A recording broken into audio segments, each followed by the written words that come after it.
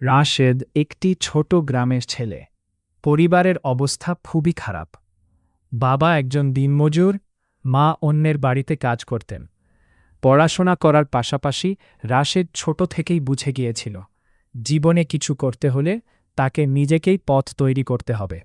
একদিন শহরে এসে সে একটি দোকানে কাজ শুরু করল।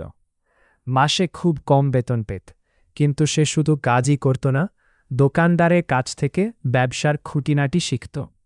কিভাবে গ্রাহকের সাথে কথা বলতে হয়, কিভাবে পণ্য সাজাতে হয়, সব কিছু মন দিয়ে দেখত।